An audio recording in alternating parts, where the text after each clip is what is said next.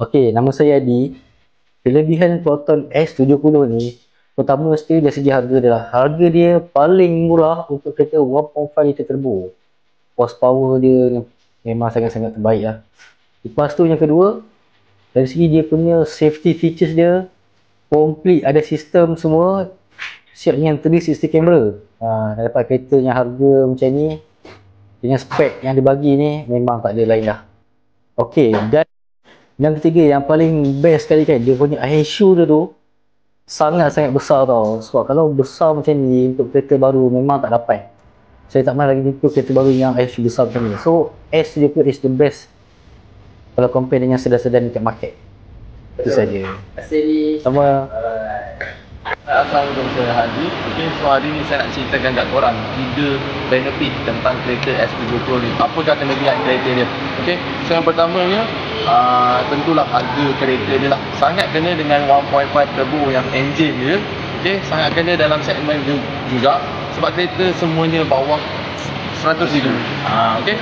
So yang kedua dia pula bagi saya nampak daripada segi body kit dia lah. Memang sangat-sangat tertarik. Di mana tak tahulah kita boleh compare atau tidak dengan brand lain. Tapi brand lain kita perlu tambah gear up, accessory apa semualah untuk dapatkan kelebihan macam tu. Tapi dengan S70 kita bagi free sahaja. Okay. So yang paling terakhir sekali bagi Aziz adalah sunroof dia lah. So sunroof dia untuk kereta sedan memang sangat-sangat cun lah. Saya Baik. daripada saya. Terima kasih. Terima kasih. Mantap.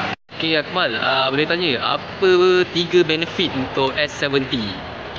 S70 untuk kereta segmen C ni, harga dia memang bangga lah. Memang kira mampu unit bawah 100k. Boleh dapat kereta sedan yang ala-ala macam Civic. Betul. Lagi satu, dia ada sunroof. Ini antara kereta yang kira rare lah untuk sedan yang sunroof. Proton S70 antara Aduh. Terbaik. ISU dia besar. Memang easy, memang cantik.